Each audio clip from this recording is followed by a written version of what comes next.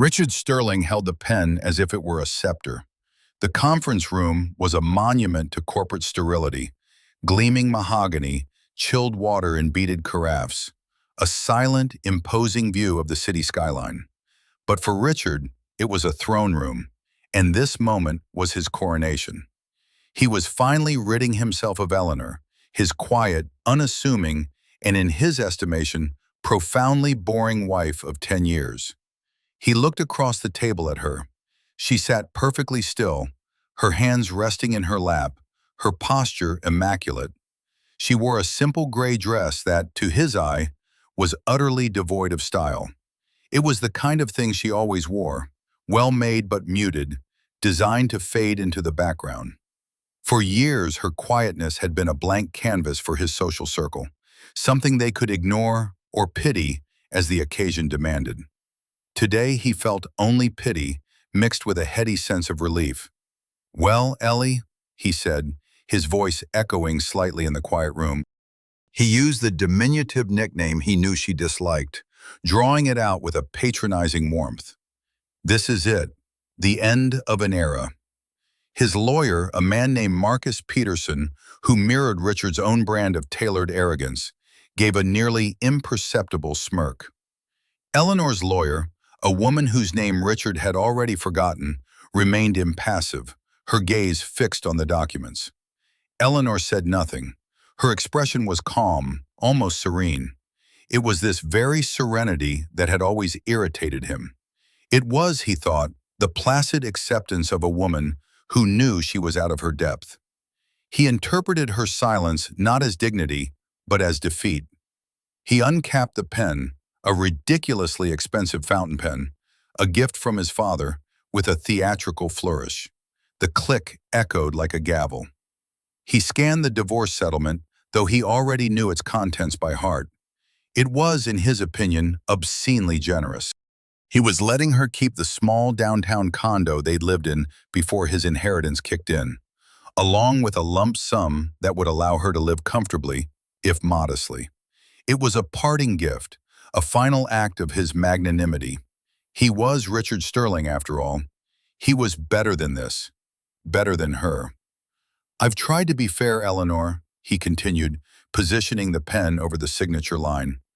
"God knows you never quite grasped our world, but this should keep you afloat. You can focus on your little architectural hobbies without worrying about the bills." He laughed then. It wasn't a loud, boisterous laugh, but a low, confident chuckle that filled the space between them. It was a laugh of pure, unadulterated victory. It said, "I have won. I am free. You are nothing." He signed his name with a series of sharp, decisive strokes, the ink a bold declaration of his dominance. He slid the document across the polished surface of the table. It stopped directly in front of her. "Your turn," he said, leaning back in his chair, folding his arms. He was a king observing a peasant signing a treaty of surrender. He thought he knew everything about the woman sitting across from him. He thought her a simple creature of quiet habits and small ambitions. He thought her greatest asset was the way she didn't embarrass him in public, and her greatest flaw was her complete lack of a killer instinct, the very instinct that had defined the Sterling family for generations. He thought the $80,000 a year architecture practice she ran from a small, rented studio was the sum total of her professional life. He thought the money he was giving her was a lifeline she desperately needed. Richard Sterling thought he held all the power, all the knowledge, and all the cards. He didn't know that power is not always loud. He didn't know that knowledge is often silent. And he had no idea that the woman in the simple gray dress held a hand that could not be beaten. Within the next 10 minutes, his entire world, built on a foundation of arrogance and assumption, would be leveled. The laughter would die in his throat, replaced by the cold, metallic taste of utter ruin. We really hope you're enjoying this story so far. It's stories like this about hidden strength in the quiet pursuit of justice that we love to bring to you. If you're finding yourself invested in Eleanor's journey, please take a moment to hit that like button and subscribe to our channel so you never miss a chapter of our upcoming tales. And we'd love to know where you're watching from. Drop your city or country in the comments below. It's amazing to see how far our stories travel. Now, let's get back to the moment it all began to unravel for Richard. The memory was so vivid it felt like it was happening now. 6 months earlier, at the Sterling family's annual spring gala, a sprawling affair held at their ancestral estate.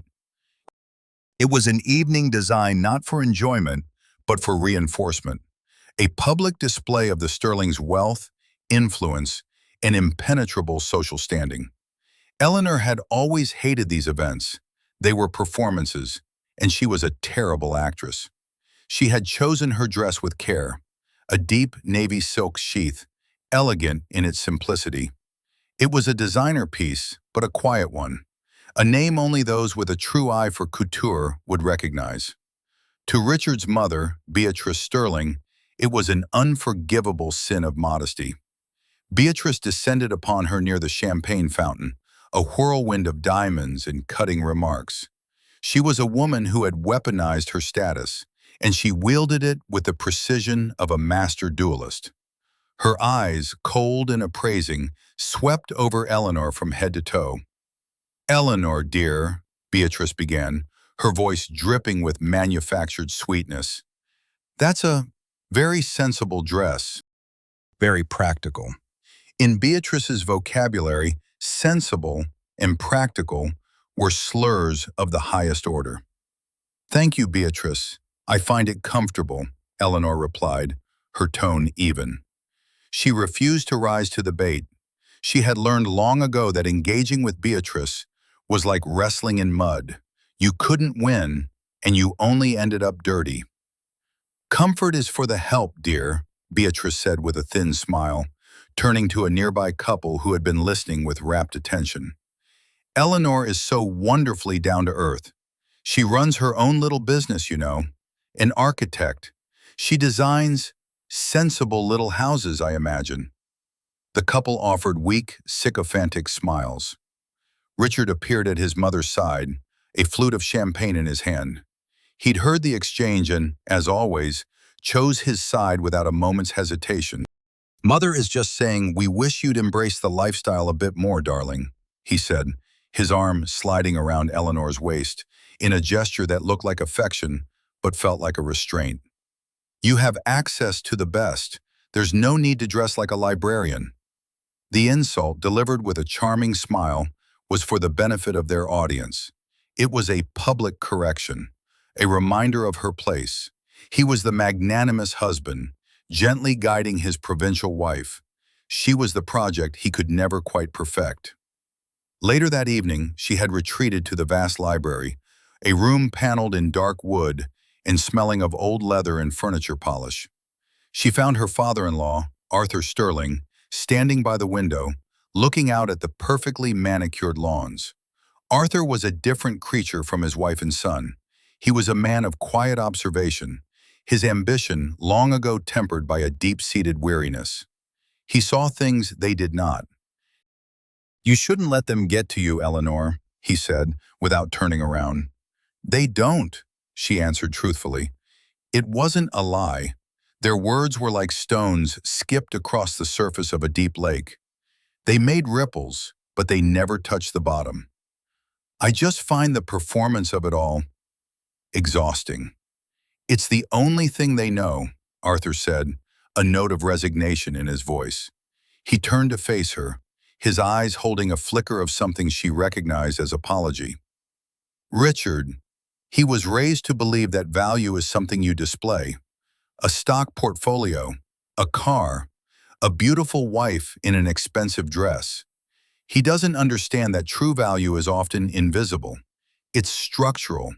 It's in the foundation." It was the closest he had ever come to defending her, and the closest he had ever come to criticizing his own son. But it was a private admission, a confession offered in the shadows of the library. In the glittering ballroom, he had remained silent. His failure to act, his quiet enabling of his family's cruelty, was its own form of betrayal. As she stood there, listening to the muffled sounds of the party, Eleanor's hand went to her pocket, her fingers closing around a small, cool object. It was a key.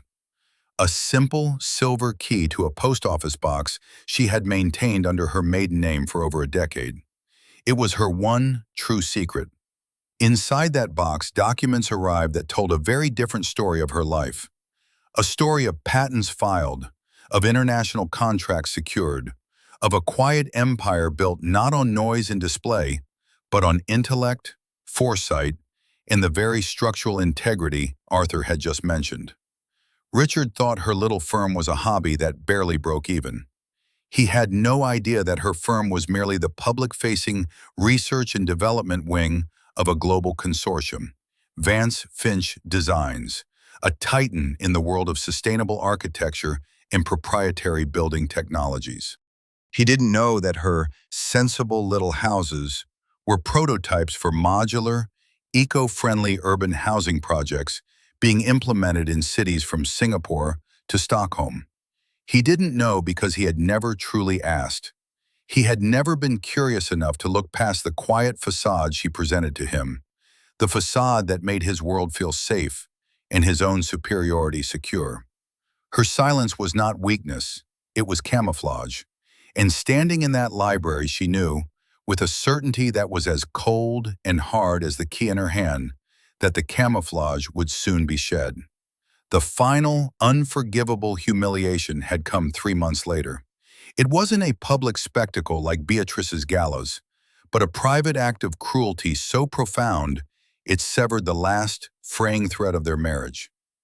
Richard had decided he wanted a divorce, but he hadn't bothered to tell her yet. Instead, he brought his affair home. Her name was Tiffany. She was 24, with hair the color of spun gold, and a laugh that was just a little too loud. She was everything Eleanor was not, flashy, effusive, and entirely unimpressed by anything that couldn't be quantified in carats or square footage. Richard was utterly besotted with her.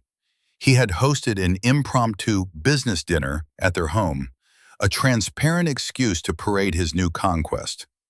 Eleanor, who had been given only an hour's notice, was expected to play the role of the gracious hostess. She moved through her own home like a ghost, ensuring glasses were filled and canapes were served, while Richard and his friends fawned over Tiffany. Tiffany, for her part, treated Eleanor with the breezy condescension one reserves for household staff. "Oh, your house is just lovely," Tiffany had gushed, gesturing vaguely at the living room. "Did you have a decorator do it? It's a bit minimalist for my taste. I'm more of a plush and gold kind of girl." "Eleanor designed it herself," Richard had interjected, a strange mix of pride and apology in his voice. "It's one of her projects." "Oh, how creative," Tiffany said, her tone suggesting it was as quaint as knitting. She then turned to Richard, placing a perfectly manicured hand on his arm. "Richie, darling, when you and I build our dream house, it's going to have a ballroom and a 10-car garage." The implication was clear.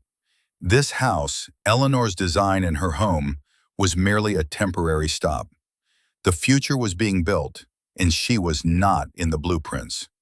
The other guests, Richard's sycophantic friends, watched the exchange with a mixture of discomfort and morbid fascination. They knew what was happening. Eleanor knew they knew. The humiliation was a shared secret that hung in the air, thick and suffocating. Later that night, after the guests had departed and Tiffany had been sent home in a car service Richard had ordered for her, the silence in the house was deafening. Richard walked into her study, where she was sitting at her desk, staring at the screen of her laptop. He didn't apologize. He didn't explain. He simply announced, "I want a divorce, Eleanor." She looked up at him, her face unreadable. She had been expecting it. In fact, she had been preparing for it. On her screen was not an architectural drawing, but a complex flowchart of assets, trusts, and holding companies. It was the financial architecture of her real life, a fortress of her own design. "I see," she said, her voice betraying no emotion. Her calmness seemed to infuriate him. He had expected tears, pleading, anger. He had expected a scene. Her composure denied him the drama he felt the moment deserved. "Don't you have anything to say?" he demanded. "What would you like me to say, Richard?" she asked, her gaze steady. "That I'm surprised? I'm not. I'll be fair," he said, shifting his weight, suddenly uncomfortable under her direct, analytical gaze. "My lawyer will draw up a proposal. It will be very generous." "I'm sure it will be," she said. She closed her laptop. The screen went dark, hiding the intricate web of her true fortune. She stood up and walked past him, out of the study and up the stairs, without another word. That night she didn't sleep in their shared bedroom. She slept in the guest room. The following morning she made a phone call. "Alistair," she said into the phone, her voice low but firm. "It's time. Please have Miss Davies move everything from passive to active status, and tell her to expect a call from Richard Sterling's legal counsel. No, don't volunteer anything. Let them lead. Let them make their own assumptions. The Sterling ego is the only variable we need to account for." On the other end of the line was Alistair Finch, her mentor, her business partner, and the co-trustee of the Vance Finch Architectural Trust. He was a man who, unlike her husband, had recognized her quiet brilliance from the moment she had walked into his office as a young intern 20 years ago. "It's done, Eleanor," he'd said, his voice full of paternal warmth and unwavering support. "The foundation is set. Let them build their house of cards upon it." From that day forward, Eleanor moved with a quiet, methodical purpose. She allowed Richard's lawyer to perform his superficial due diligence. She provided the records for her small, local firm, a company that was legally separate from the main consortium and showed modest, respectable profits. She played the part of the soon-to-be ex-wife, dignified and defeated. She watched as Richard, blinded by his arrogance and his infatuation with Tiffany, rushed headlong towards a cliff he couldn't even see. He was so focused on his perceived victory that he never bothered to look down. The days leading up to the final signing were a masterclass in Richard's condescending magnanimity. He had moved out of the house and into a sleek penthouse apartment with Tiffany, but he would call Eleanor periodically to check in. These calls were not born of concern, but of a need to reinforce his own narrative of a clean, triumphant break. "Just wanted to make sure you were doing all right, Ellie," he said one afternoon, the sound of traffic in the background suggesting he was in his convertible, likely on his way to some expensive lunch. "This whole thing can be overwhelming, I know."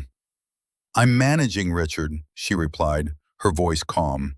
She was in her studio, surrounded by blueprints for a new pediatric hospital wing, a pro bono project she'd taken on. The intricate plans and calculations were a comforting, logical balm against the illogical chaos of her personal life. "Good, good," he said, pleased with her placid response.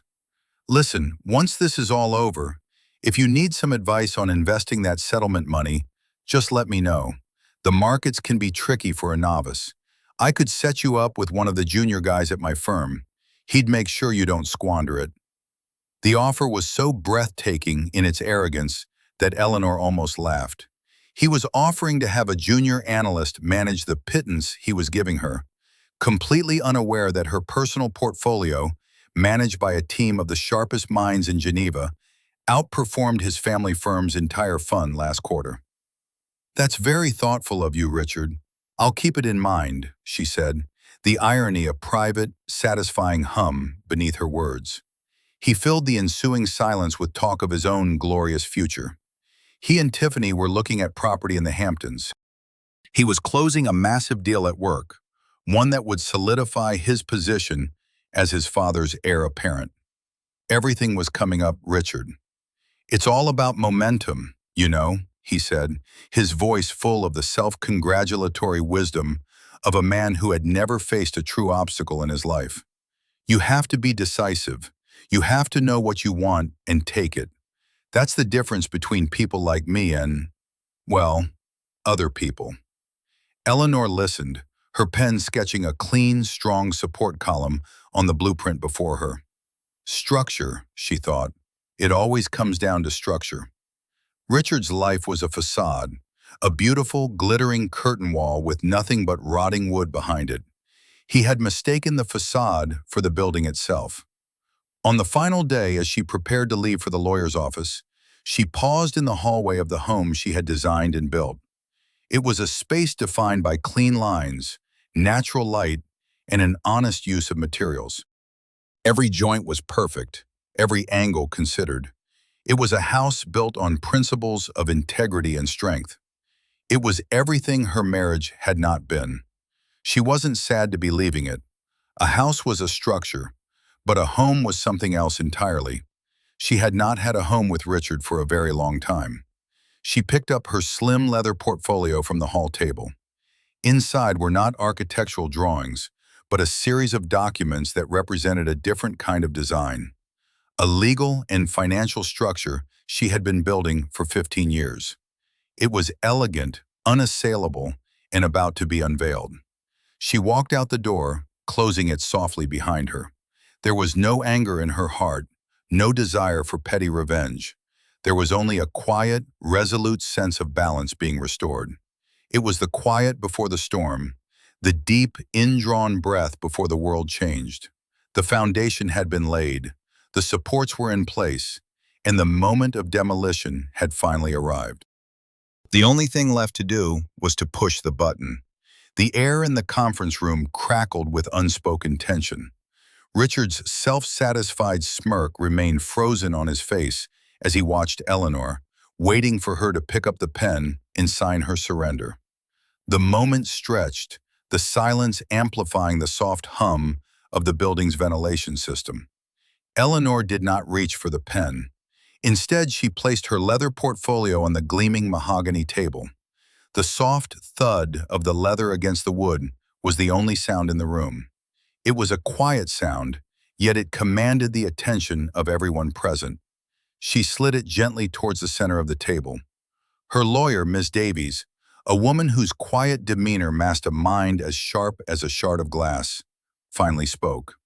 Her voice was low, precise, and carried an undeniable weight. "Before Mrs. Sterling signs," she said, her eyes meeting the gaze of Richard's lawyer, Marcus Peterson, "there is the matter of a previously undeclared marital asset that needs to be appended to this agreement." Peterson let out a short, incredulous laugh. "Ms. Davies, I can assure you, discovery has been exhaustive. Mr. Sterling has been exceptionally forthcoming. There are no undeclared assets." He waved a dismissive hand. "Unless you're referring to a hidden collection of ceramic cats, I think we're done here." Richard chuckled along with him, thoroughly enjoying the show. This was exactly what he'd expected. Some last-minute, desperate grasping from Eleanor's side. It was pathetic.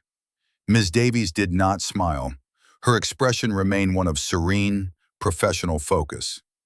"I am not referring to ceramic cats, Mr. Peterson," she said. "I am referring to a private trust." She opened the portfolio. Her movements were deliberate, economical. She withdrew a single, bound document and placed it on the table. The cover was simple, bearing 4 words in a clean, embossed font. "The Vance Finch Architectural Trust." She pushed the document across the table. It slid over the polished wood, coming to a stop before Peterson. He picked it up with an air of theatrical boredom, a man indulging a child's fantasy. He flipped open the cover to the summary page. Richard watched, a bored smile on his face, as his lawyer's eyes scanned the page. He saw the exact moment the man's professional composure fractured. Peterson's eyes widened. The blood drained from his face, leaving behind a pasty, grayish pallor. He read the summary again, his lips moving silently, as if he could not trust what his eyes were telling him. "What is it, Marcus?" Richard asked, his amusement turning to irritation. "Don't tell me she's been hiding a few thousand in a savings bond." Peterson looked up, his eyes wide with a dawning horror. He seemed unable to speak. He simply pushed the document towards his client. Richard snatched it up, annoyed at the delay. He read the first line. Trustee names, Eleanor Vance and Alistair Finch. He frowned. Vance. It took him a moment to place it, her maiden name. He hadn't thought of her as Eleanor Vance in a decade. He scanned further down the page, looking for the numbers. His eyes landed on the line item labeled Principal Value as of Q2 reporting. The number was long. It had a lot of zeros. $80 million. $80 million. Richard stared at the number. The digits seemed to blur and swim before his eyes. It was a typographical error. It had to be. Some kind of ridiculous, amateurish bluff. He threw the document back on the table and let out a bark of laughter. But this time it sounded different. It was strained, brittle, a high-pitched sound of disbelief. 80 million? He scoffed, looking at Eleanor. What is this, a joke? Did you print this up at a copy shop this morning? Vance? Who the hell is Vance? The room was silent. All eyes were on Eleanor. She met his frantic, mocking gaze, and for the first time she spoke directly to him, her voice as calm and clear as a bell. It's my maiden name, Richard, she said. And then a second quiet statement that landed with the force of a physical blow. And it's my trust. I established it 15 years ago, 5 years before we were married. The statement landed in the silent room. Simple, devastating, final. The implications crashed down on Richard all at once, a tidal wave of catastrophic understanding. Premarital, her maiden name, a value that dwarfed his entire family's net worth. The little hobby, the sensible dresses, the quiet trips to architecture conferences that were actually board meetings in Zurich and Tokyo. Every memory of the past 10 years was instantly and violently recontextualized. He wasn't the powerful, magnanimous husband granting a generous divorce to his dependent wife. He was a fool.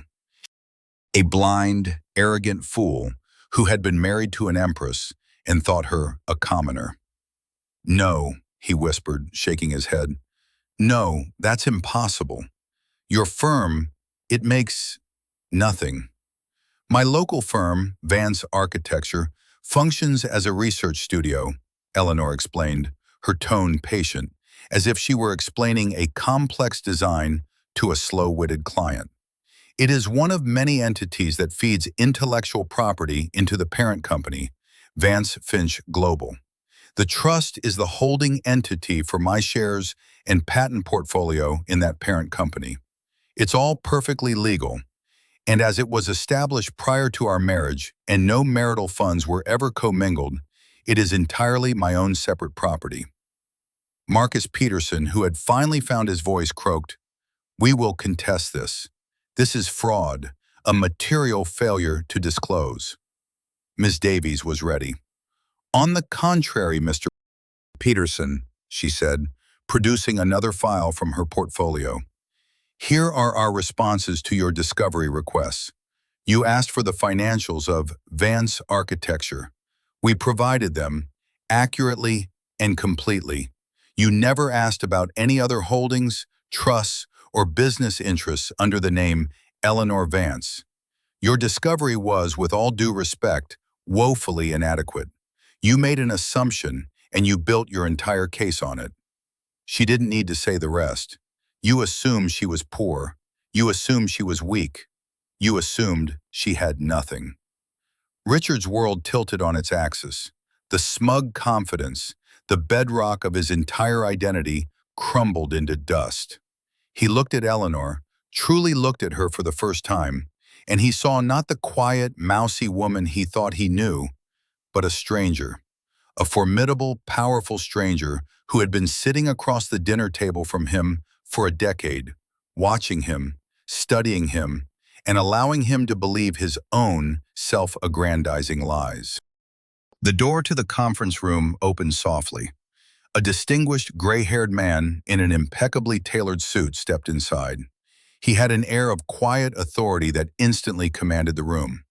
Richard recognized him vaguely. He'd seen him once or twice with Eleanor at some charity function. He'd assumed he was a professor or some other academic friend. "Alistair," Eleanor said with a warm, welcoming smile, "thank you for coming." The man, Alistair Finch, nodded to her before turning his cool, assessing gaze on Richard. "Richard," Eleanor said, her voice still perfectly level, "I believe you've met my senior partner and co-trustee, Mr. Finch." The pieces clicked into place with sickening finality. Vance Finch, Eleanor Vance, Alistair Finch, the name on the trust. Richard felt the air leave his lungs. The throne room had become a courtroom, and he was the one in the dock. The pen, his scepter of victory, lay forgotten on the table, a useless piece of metal. The laughter was gone, replaced by a silence so profound he could hear the frantic, panicked drumming of his own heart. He was no longer the king, he was the court jester, and the entire world had just heard the punchline. The immediate aftermath was a blur of frantic, desperate noise from Richard's side of the table, met with an unbreachable wall of calm from Eleanor's. Richard, his face mottled with rage and panic, began shouting, "This is a lie! It's a trick! You can't do this!" he yelled, pointing a trembling finger at Eleanor. "We were married! What's yours is mine! That's how it works!" Marcus Peterson, trying desperately to salvage the situation and his own professional reputation, attempted to regain control. "Miss Davies, this is highly irregular. We will be filing for an emergency injunction. This trust, regardless of when it was established, surely appreciated in value during the marriage. That appreciation is marital property." Miss Davies didn't even flinch. She had anticipated this argument, as she had anticipated all of them. "You'll find, Mr. Peterson," she said, her voice cutting cleanly through Richard's tirade, "that the trust is structured with a specific clause addressing that very issue. Clause 7B, subsection 4. All appreciation, dividends, and capital gains are automatically reinvested into the principal of the trust. They have never been dispersed as income. At no point have they ever been commingled with marital assets. Mrs. Sterling's salary from her local firm, which was, you'll note, fully disclosed, was the only income she ever deposited into their joint accounts." She paused, letting the legal finality of her words sink in. "It's ironclad. Your challenge will fail, and it will be an expensive failure." Alistair Finch, who had been standing silently by the door, finally spoke. His voice was deep and resonant, the voice of a man accustomed to being obeyed. "Richard," he said, addressing him not as a peer, but as a disappointing subordinate. "For 10 years you have enjoyed the benefits of Eleanor's presence. You have treated her not as a partner, but as an accessory. You have belittled her work, her intellect, and her character. You did so because you were incapable of seeing what was right in front of you. A woman of extraordinary talent and vision." He took a step forward. "You assumed her value was reflected in the price of her dress. A foolish, foolish miscalculation. Eleanor's value is not in what she wears. It is in what she builds. And she has built an empire while you were busy playing king in a castle you didn't even realize was hers." Every word was a nail being hammered into the coffin of Richard's ego. He sank back into his chair, the fight draining out of him, replaced by a cold, creeping dread. He was no longer angry, he was terrified. The full scope of his disaster was beginning to dawn on him. It wasn't just the divorce. He had been leveraging his future. He'd told his father, his partners, his bank, that he was liquidating marital assets for a significant cash injection.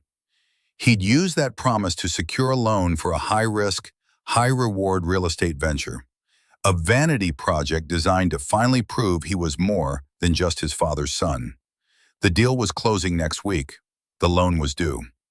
Without the money from the divorce settlement he had banked on, he was ruined. "Eleanor," he said, his voice now a pathetic whisper. The bravado, the arrogance, all of it was gone. stripped away to reveal the panicked little boy underneath. "Ellie, please, we can talk about this. I didn't understand." It was the most pathetic plea she had ever heard. "I didn't understand." It wasn't an apology, it was an excuse, and a poor one at that. He didn't understand because he had never tried. He had never cared enough to look. Eleanor finally picked up a pen. Not the expensive one Richard had used, but a simple, elegant silver pen from her portfolio.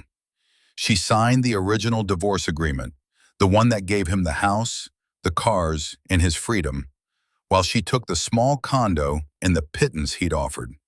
She signed it, and then her lawyer stamped the trust document as an appended exhibit, legally noting it as separate property, forever beyond his reach. "There is nothing to talk about, Richard," Eleanor said, her voice devoid of malice, but full of an unshakable finality. "You wanted a divorce. You have it. The terms are exactly as you wrote them." She stood up, her movements fluid and graceful. Alistair Finch opened the door for her. Miss Davies gathered their papers.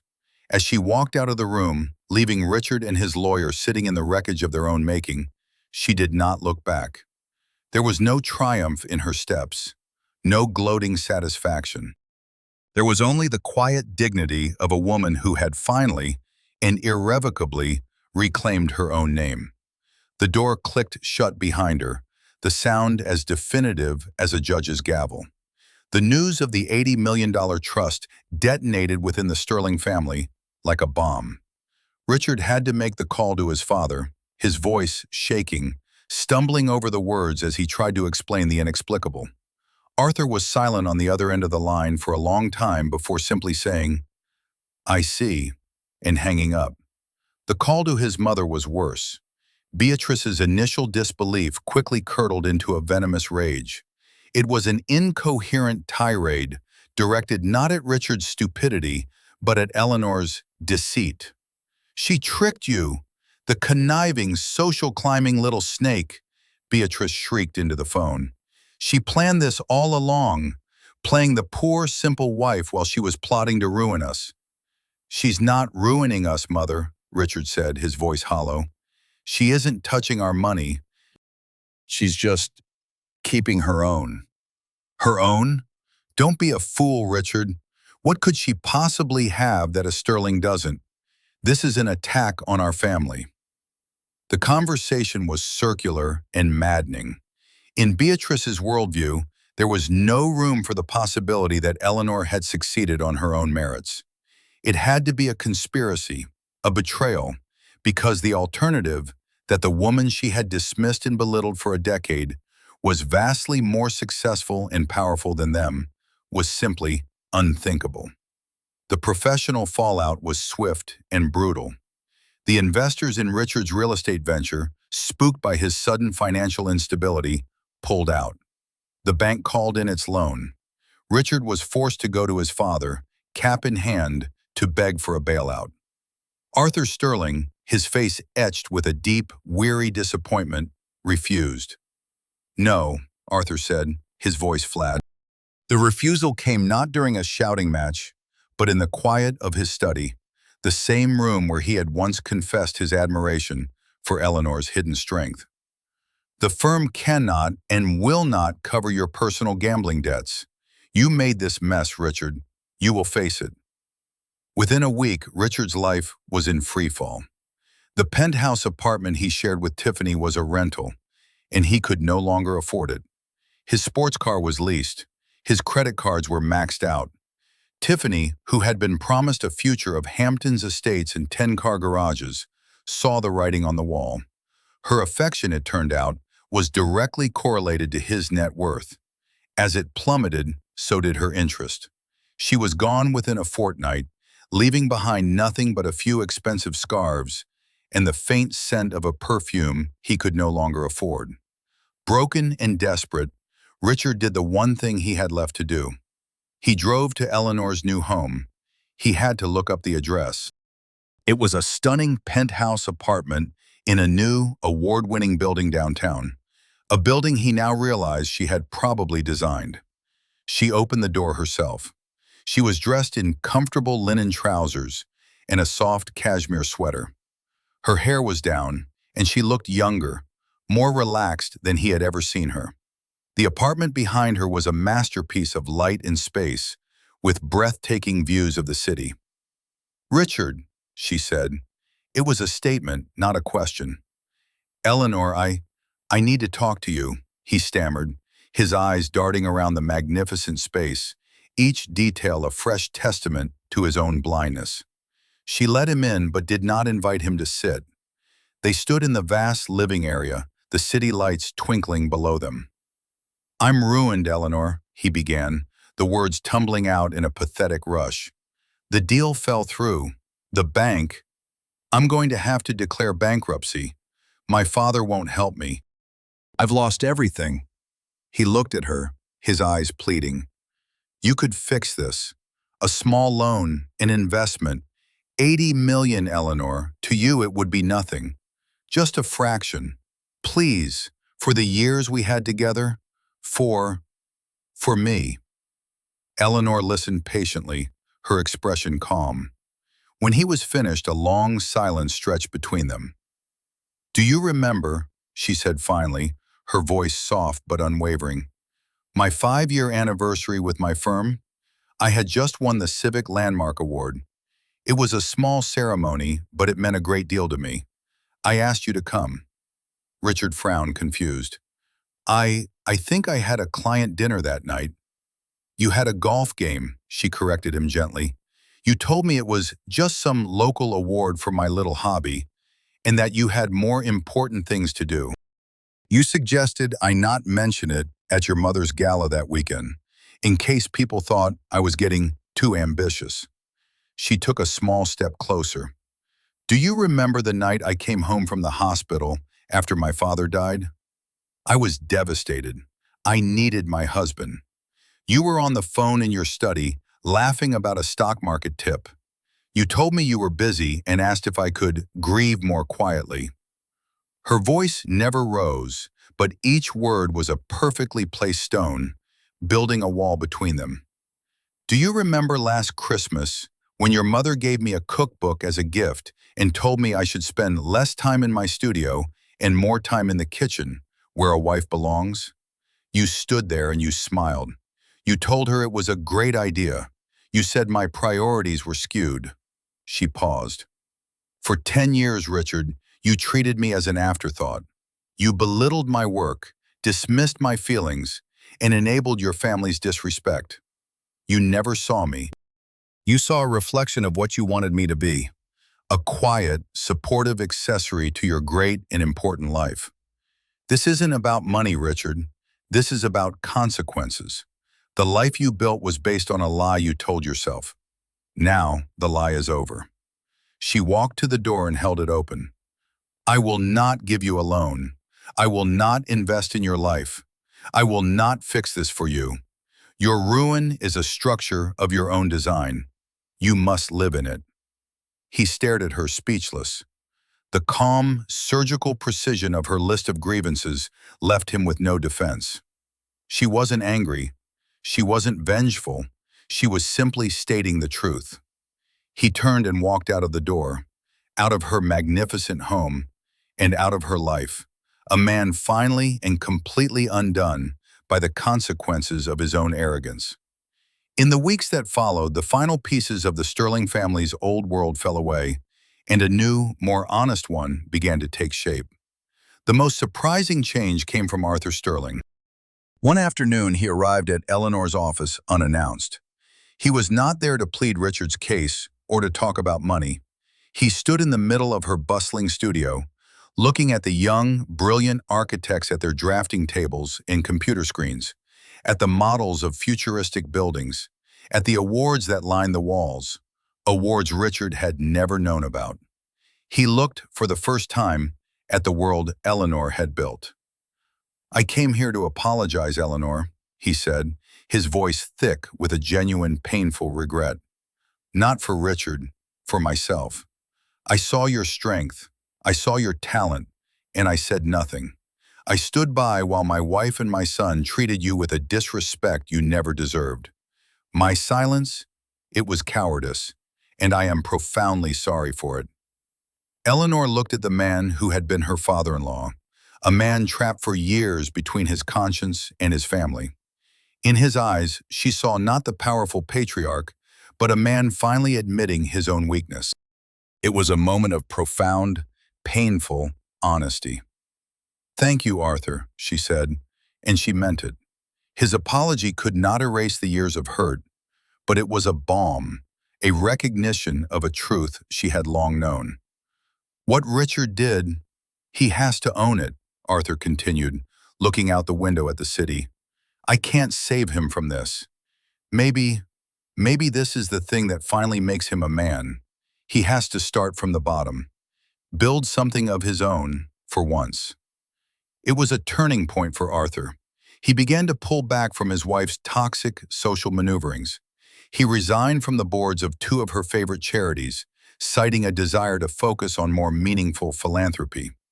He started funding a scholarship for young female architects at the local university, a scholarship he named the Vance Grant, in honor of Eleanor's maiden name.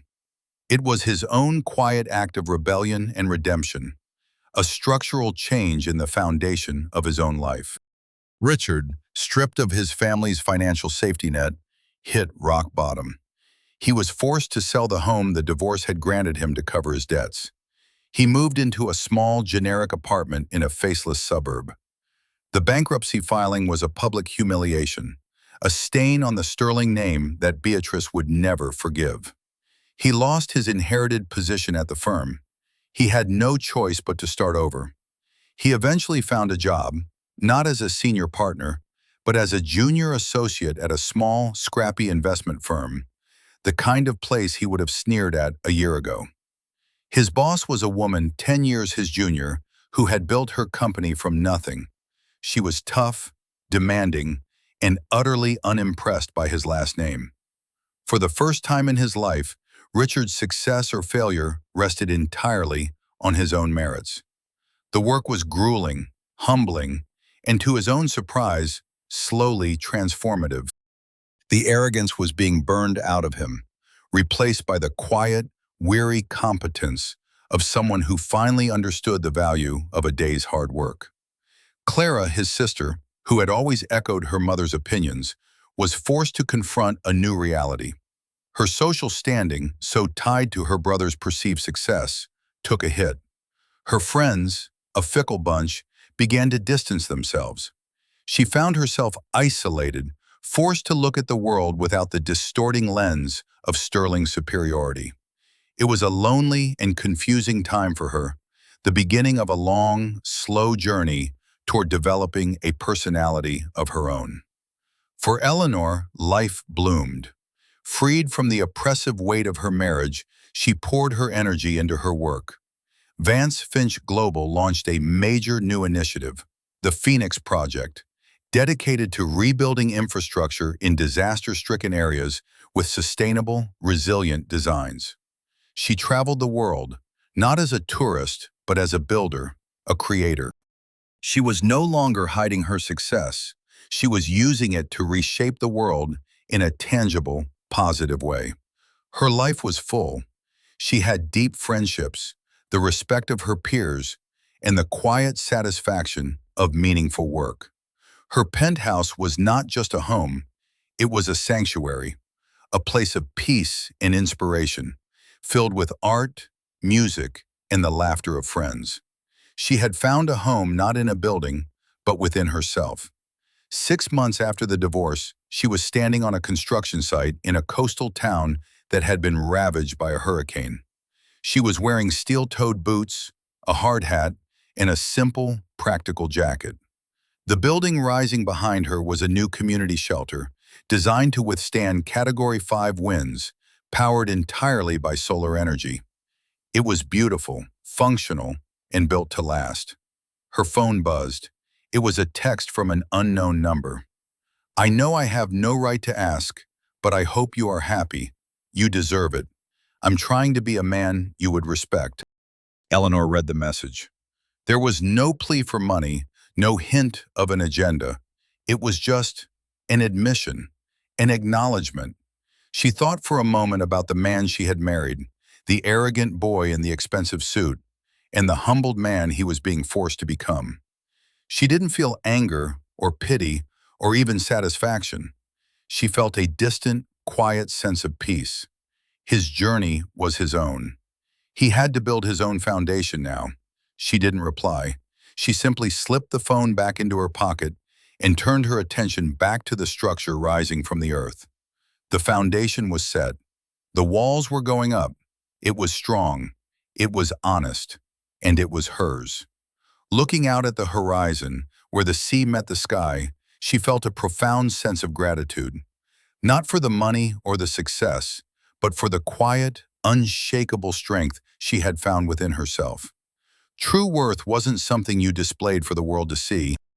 It was something you built, beam by beam, in the silent, steady architecture of your own soul. What we see on the surface is so rarely the full story. A person's true value isn't measured by their clothes, their car, or the approval of others. It's measured by their integrity, their resilience, and the quiet strength they carry within.